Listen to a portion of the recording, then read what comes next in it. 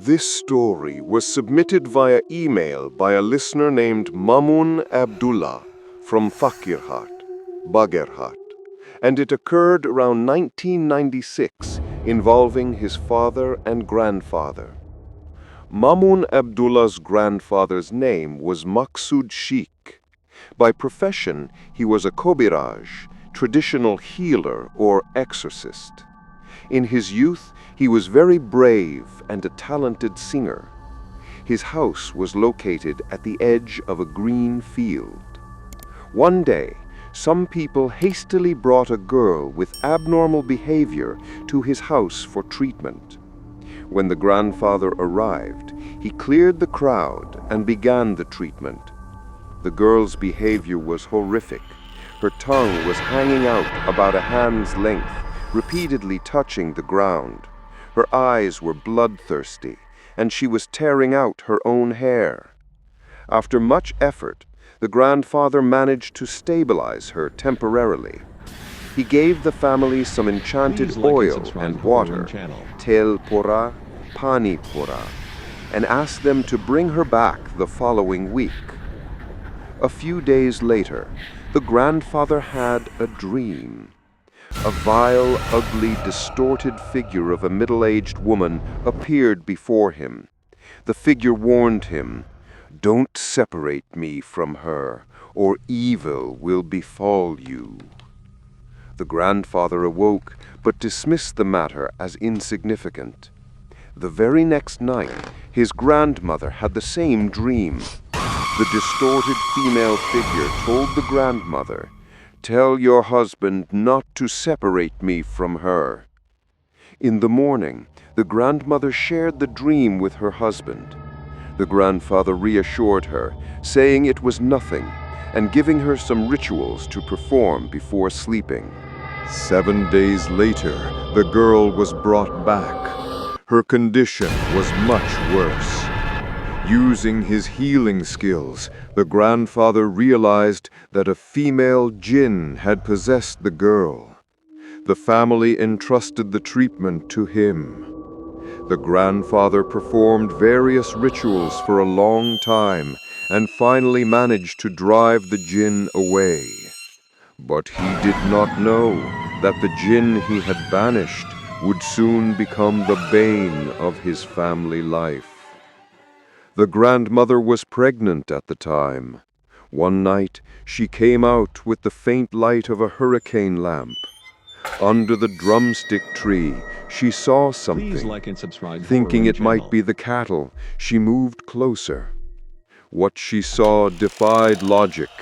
Under the tree sat the vile female figure from the grandfather's dream. It had red, round blotches on its neck and blood-red eyes staring intently at the grandmother. Seeing this sight, the grandmother screamed and collapsed, losing consciousness. When she regained consciousness, she recounted everything to the grandfather. The next day, the grandfather sealed the boundaries of his home with protective spells. However, some time later, the grandmother experienced severe abdominal pain. When she gave birth, the midwife was shocked. The baby was stillborn, and it had red blotches on its neck and 2 eyes that were blood red, resembling the figure the grandmother had seen under the tree. Grief struck the family, and the baby was buried. 2 or 3 months after this tragic event, everything was quiet. Then, one night, the grandfather was invited to a palagan, a traditional musical show in a nearby village. After the event ended, he started walking home around midnight. The path home involved crossing a river. He reached the ferry ghat and crossed the river on a small boat.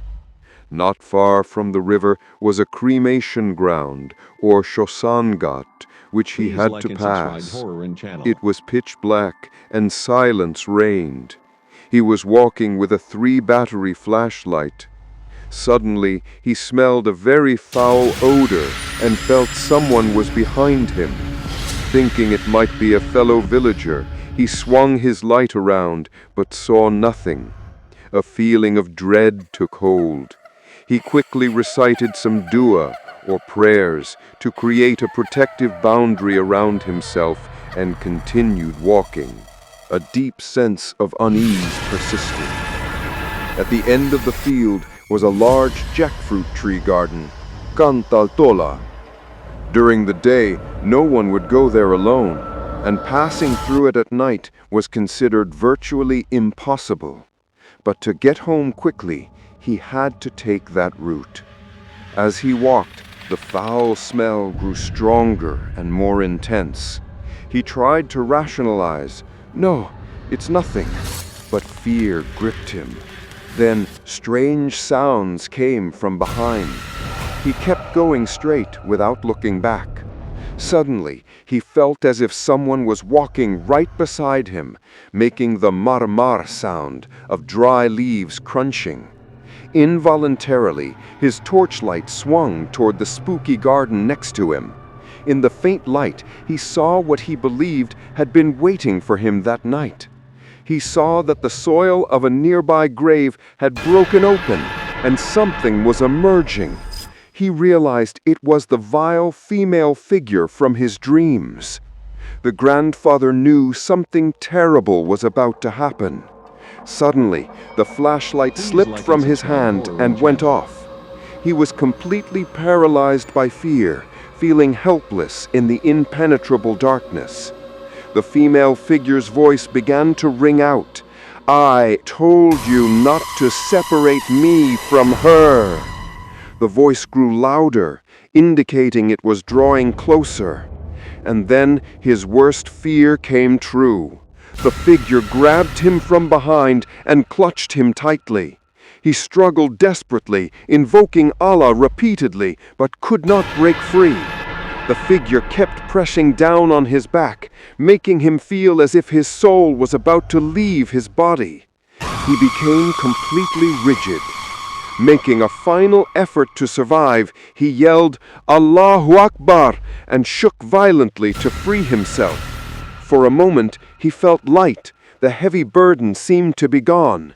He bolted, running without knowing where he was going or for how long. The last thing he remembered before passing out was seeing a faint light ahead. The next day, he woke up in his own bed, surrounded by many people staring at him. He recounted the night's events. Although he survived, he lost the strength in his lower back. He also had bruises and cuts on various parts of his body. Later, a well-known local kabiraj confirmed that everything happened because the grandfather separated the jinn from the girl, and the jinn was responsible for his wife's miscarriage. The second kabiraj eventually trapped the vengeful female jinn in a bottle and threw it into the waters of the Bairab River. The grandfather lived for many more years and had 4 children. However, he could never stand up straight again. The upper part of his body remained hunched over, and he had to use a stick to walk. Nothing of this nature ever happened to him or his family again.